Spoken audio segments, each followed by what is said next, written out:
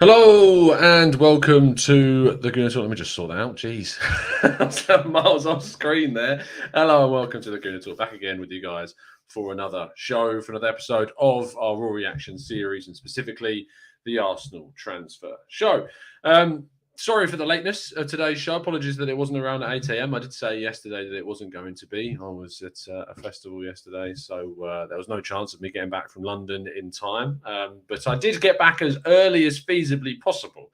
So surely that is worth a like or a subscription if you've not already done so. This isn't going to be your only show of the day. I'm going to be doing a podcast for you guys a little bit later on with some fantastic guests too, with Drew, Mike, and John joining us about 9:30 UK time. It's a little bit of a late one because I am on the Arsenal Lounge with Shaheen and Mo and Lev at 8 p.m. So make sure you check out both of them shows.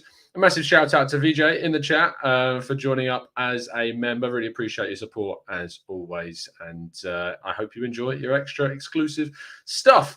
Yes, you didn't miss the 8 a.m. show, Balaji, because there wasn't an 8 a.m. show today. It was a little bit late. Dedication 101, indeed. Kunja, really appreciate you tuning in. And I haven't missed your message, by the way. I've just been very, very busy. Let's kick on with the news. If you haven't, of course, already voted for us, and even if you have, why not vote again? Vote for us in the Best Club Content Creator category, Premier League, for the Football Content Awards. All the information is in the description.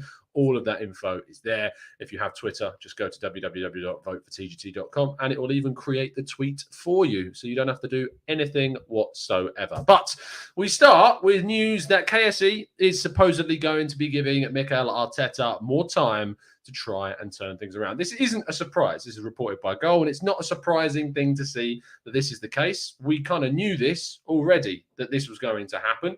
And for me, from my perspective of where I'm kind of at with this, is look, at the moment, Arteta is, he's doing everything he can do, which is not good enough. And we know that. And that any other club would move on from the coach right now. And we knew that the owners were not wanting big change. They weren't wanting chopping and changes of coaches. We've known this for some time. So the fact that he's not going is not surprising whatsoever. What I would say now is that your energy, the negative energy towards the coach, which you have complete right to feel. I feel it too. I think this should be all towards the ownership right now. This your energy about wanting these to wanting the coach to be sacked has not. It's not Arteta now for me. It's not Arteta to point the finger at because the owners are the ones that should make this decision. He is not doing a good enough job and has not done a good enough job over the course of his tenure at the club. And it is not on him to stand down. No manager, I'm sorry, is just going to go, no, I'm not doing a good enough job and I'm going to resign. I wouldn't if it was me. If I'm in any job and things aren't going well, I would do everything in my power to try and redeem myself, to try and turn things around. So do I have any negative energy towards Arteta wanting to continue? No, because I know that I would do the exact same thing. It is on the Cronkies and on the ownership to make a decision about specifically moving on the coach. But the information that we have is that they are going to be giving him time. And I think that's the wrong choice. But we'll see what happens. Maybe things will turn around. Hopefully they do. Hector Bellerin, according to the bastion of truth that is the AFC Bell, is supposedly very much still working with his agents to try and find an escape from North London with the closure of the window ever nearer. Spanish teams, the likes of Real Betis, who we knew about in the early part of the window, I think it was their CEO or president actually spoke out saying that Bellerin is a player that are interested in, but they weren't yet moving for him. That could still change. Villarreal are another team that we've spoken about for a long time. Sevilla and Atletico Madrid are also credited with interest previously. I'd be surprised if Bellerin stayed because he desperately wants to go. And Arsenal seem to be working to move the players out that need to. It is going to be basically down to how much Arsenal are willing to drop their price for Bellerin. And I'm not surprised it's gone on this long, actually, when you consider the fact that clubs know that Arsenal want to sell. They know that Bellerin wants to go. And so at the end of the window, they can offer a very cheap price in the hope that it gets accepted. But Bellerin looking more likely that he could leave before the end of the window. Reece Nelson, according to the Metro and a number of other sources, supposedly have said that Feyenoord are considering a move for the England Youth International. They previously wanted to move for Amad Diallo of Manchester United, but he has since got injured, and that has thrown that move into doubt. And so, therefore, Reece Nelson has since become kind of a target. It would only be a loan, in which case Arsenal would probably want to extend his contract to protect their value of the asset. But there's been no talk of a possible contract being agreed. There's been murmurs of one being offered, but nothing in terms of it being agreed.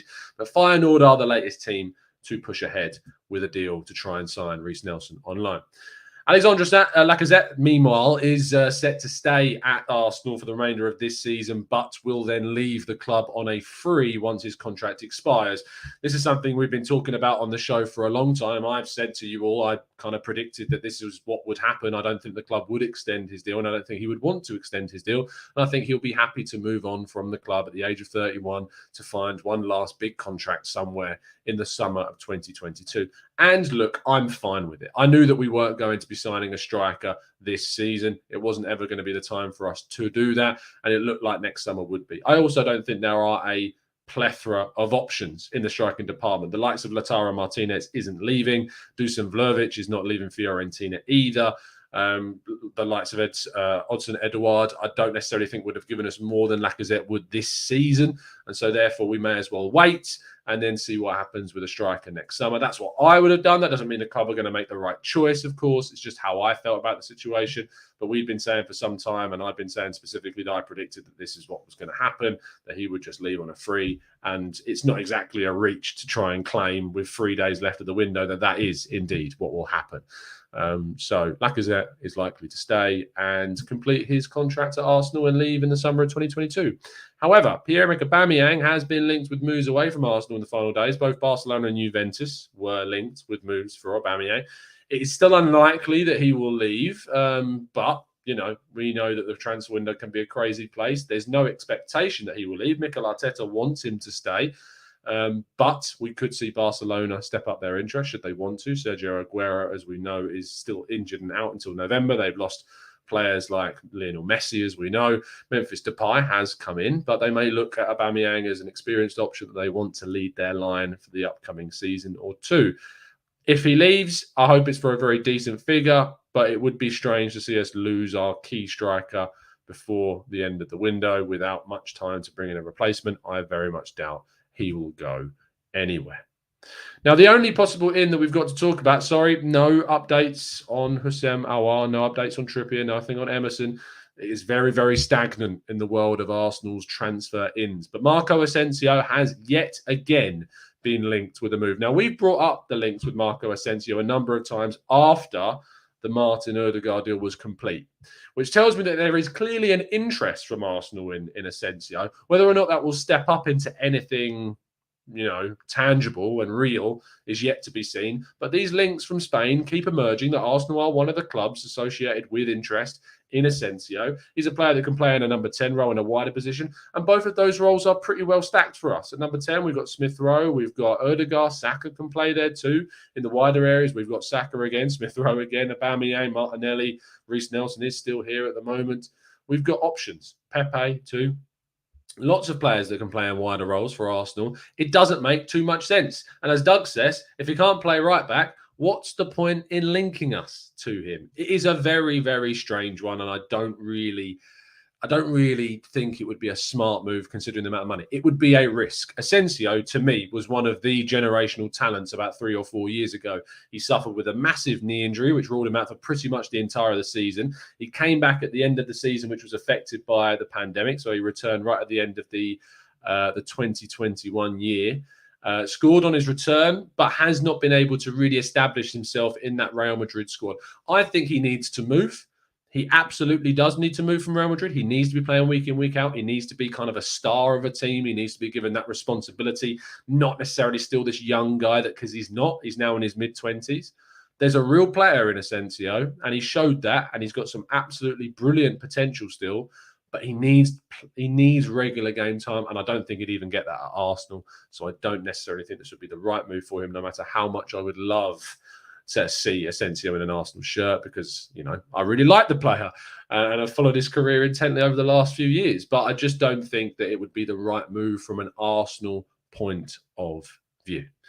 And that's all of the news of today. And that kind of covers everything. So we do move on to the final part of the show. I'm not going to be around for too long, so I'm still, believe it or not, quite busy today. And so therefore, buzzing, just got a negative COVID test is back. So that's good. Oh, I said the word. Always make sure you do a test if you have been around lots of people, which I have, but it's come back negative. But in terms of the last part of the show, of course, we'll go through some of your questions and get some answers to that as well. Let's scroll up to Joseph. Joseph joining us again. Joseph is a long-term listener, and I appreciate you joining us again, Joe. KSE desperate not to let Arteta go because if he goes, they lose a lot of the manipulated fans. They just want him to do the bare minimum to still keep those fans, which allows them to avoid criticism. I don't think that they necessarily are avoiding criticism right now, Joe. I think they're arguably under more pressure than they ever have been from the fan base. It's a shame that not many people turned up for the protests that we attended, of course, ahead of the Chelsea game to report on it. 30-ish people were there. There was a real chance for people to show their opposition to the ownership right now. And to be honest, I don't look at this as, people turn around and say we've spent more money than in any previous window. And I asked people that went there about that. But it's the fact that we need more investment than what we've got. We had to invest what we did invest this summer because of how poor previous windows have been. We've had to bring in a backup left back, a backup keeper, extra strength in the central midfield department with Lokonga, an improvement on centre back, even though we've mishandled the Saliba situation so badly. We've had to spend money in areas that we necessarily wouldn't have had to had we have been a better run club over the last half decade or more. And now when we've desperately needed to bring in a centre midfielder and a right back, we are seemingly unable to do that because we have still got players at the club that frankly should not be here. It's as simple as that. Stanley says, you are the best Arsenal content creator. Thanks, mate. I appreciate that. I won't read out your entire comment, but I really appreciate it. That's really kind of you. Reese says, didn't Asensio get a really bad injury against Arsenal? Yeah, it was against Arsenal. It was a pre-season game, I think, in Florida, or I think maybe it was definitely in America. But yeah, that's when he first suffered that injury. Tom says, while a free scoring Aubameyang of old would be fantastic for Arsenal's season, would you accept a swap deal with Barcelona to secure Emerson? I'm not sure, Tom. It's a real difficult question because we would be left with just Lacazette and then we drop down to about, I don't mean drop down as a build kind of quality. It is still a quality drop, but the age drop between Lacazette and Bellerin or Martinelli is massive.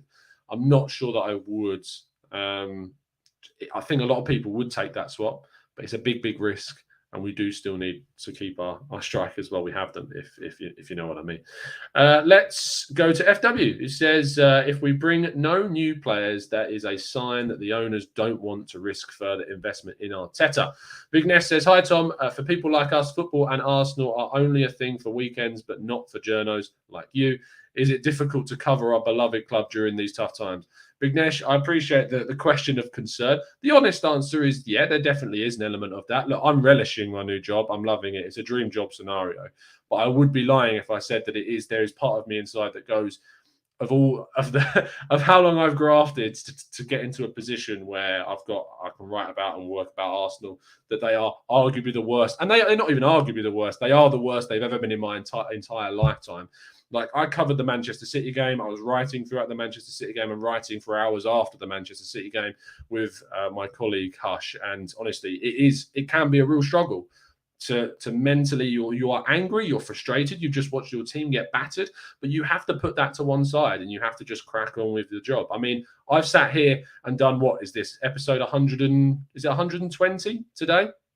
119. So tomorrow will be the 120th episode that we've done every single day pretty much, but I think one day, and even then I released a show the day before just to balance it out, doing these shows, and we've had one of the most underwhelming windows in regards to what we've needed in regards to improving the first team that we've ever had.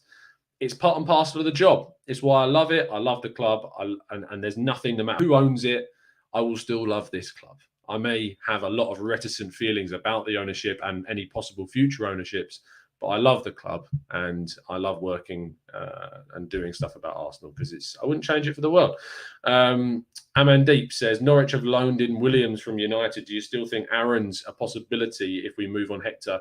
If we give them the money they want, Norwich will sell. I have absolutely no doubt about that. If we offer them 30 million plus or whatever they want for him, I'm sure they would sell. Every player does have a price, and eventually that price can cause a sale to happen.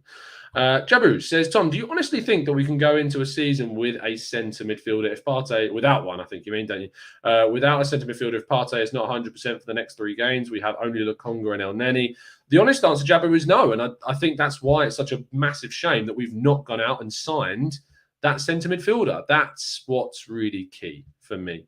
Mehdi says, not a fan of KSE, but Arteta has been backed. Sure, the team, we need to change managers ASAP. Look, to say he's been backed is, he's been backed in the sense of we've spent lots of money, but they're not necessarily starters. So I think there is a caveat there. The problem is that we should have pushed harder.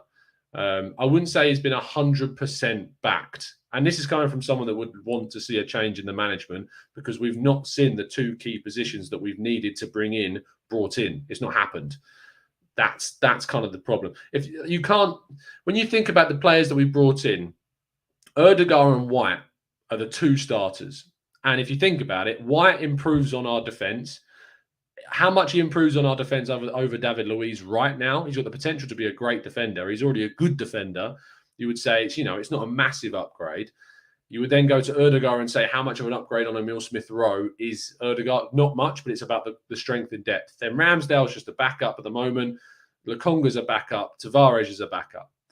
It's not like we've massively improved the first team, is it? So I still think that we haven't necessarily seen him backed in regards to a team. But the problem is it doesn't matter. It doesn't matter whether he's backed or not, because I personally don't see an improvement. I don't see a change. Not even a change. I don't see an apparent system. I don't see anything that's telling me that he's the right coach for Arsenal right now. And for that reason, I don't think it matters if we brought in a right back or a centre mid. I don't think things would drastically improve. I just don't think he's getting the best from the team right now. And I think any other club would probably change coaches at this moment in time. Or they would have done it after Villarreal or after last season. Definitely. Christoph says, Tom, would you really want Arteta/Edu to sign more players in this window? Think I'd rather wait for the next manager to bring their own players in a future window. Look, Chris, the thing is about Edu, and I know Edu gets a lot of criticism. For me, it's more about the things that Edu isn't doing that's the problem. When Edu does do things, I'm actually fine with a lot of it. Partey, Erdegaard, Gabriel, Ramsdale, White, all of these things I'm fine with. I think they're fine signings. The problem is the things that he's not doing. He's not bringing in the centre midfield we need. He's not bringing in the right back that we need. However, were we to bring in one of those positions, I have faith that he would pick the right ones, that they would choose the right ones. That's why my scrutiny is not really going towards Edu right now. It is very much on the ownership for not making some very, very simple, in my mind, decisions. And it's on Arteta for not establishing a genuine style of play after 18 plus months and for making consistent, naive team selections. So my finger doesn't point towards Edu because the things that Edu has done, I don't have too much criticism for.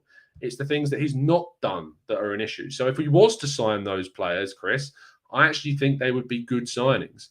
But it's just, I don't see them happening, and that's the issue. That's kind of the problem. Ben says, assuming one of Aubameyang and Laka leaves, would you take a gamble on Martial? I don't think we'd get him, mate. I think he'd cost an insane amount of money. Would I take a risk on him? I don't think Arsenal are in a position where they can afford to take risks with players. I think Arsenal need to be more assured in the signings that they make. It's kind of where we are right now, unfortunately. FW says, it's a good question, to be fair. What do you think is a compelling reason for any player to want to join us at the moment? And it's really tough, FW. Money, location are the 2 main things, because you can't offer them competitiveness in the top 4. You can't offer them Champions League. You can't offer them Europe. You can't offer them an experienced coach with lots of accolades to their name. Arteta has won an FA Cup, but it's not, he's not like an Ancelotti or a Rafa Benitez or a Tuchel or a Klopp or someone of this ilk, a Guardiola. It's not the same. Whereas Manchester United, whilst they have a similar situation of a coach that's not necessarily won much, One, they're Manchester United, and then whether you can say all the shady things you like about Man United from a rival perspective, but they are the biggest club in England, and they have Champions League football, and they have Ronaldo now, and they have amazing players, and they've invested, and they've got Bruno Fernandes, and they've got a clear, for me, I know that a lot of Man United fans won't necessarily agree, but I think they're doing a lot better than maybe Man United fans are giving them credit for. A lot better. Contextually against Chelsea and City, and then Liverpool, Man United were playing catch-up. And after Sir Alex Ferguson was always going to be difficult, and it's been a long, long time. But I think Solskjaer is doing an okay job with what he's got. I think actually he's got some decent results. Yes, things haven't gone his way in certain scenarios like cup finals and semi-finals. But I think that Man United still hold a lot more clout than Arsenal do to try and bring players in. So from an Arsenal perspective, it's money if we can offer them a good contract, and it's the location of London. They are genuinely the two. And there is the history of the club. But if you're saying it's between us and anyone else of our rivals, it's really tough. It's really tough to see kind of why they would sign for Arsenal right now. It's really hard to sell this project because the project isn't progressing. That's it. Anyway, I'm going to wrap things up there. I said it was going to be a short one. Thank you ever so much, guys. We've had nearly 700 of you tune in live concurrently, which is great considering we started this a little bit later in the day. Please do drop a like on the video. I am going to continue these 8 a.m. shows into the season, like 8 a.m. It may be a little bit later in the day, but it may be a little bit more casual, but I am still going to be doing an Arsenal news show every single day, fingers crossed. As I say, it will be a little bit more casual. I may have a few more days off because I've committed so much over the transfer window, but I am still going to be pushing ahead and giving you guys content as much as feasibly possible. Hopefully some new cool stuff as well. I'm looking forward to the podcast this evening. I'll be joined by Mike from the Gooners Pod, Drew from 101 Great Goals, and John from Chicago. So make sure you do tune in this evening at 9:30 UK time. I'll also be on with the boys over on the Arsenal Lounge at 8 p.m. UK time with Shaheen, Liv, and Mo. So make sure you tune in for that. Always a pleasure to join those guys. But I will see you this afternoon. Drop a like, subscribe, vote for us in the FCAs, and join up as a member to help support the channel. Have a fantastic Bank Holiday Monday, and I'll see you again very, very soon. And as always, up the Arsenal.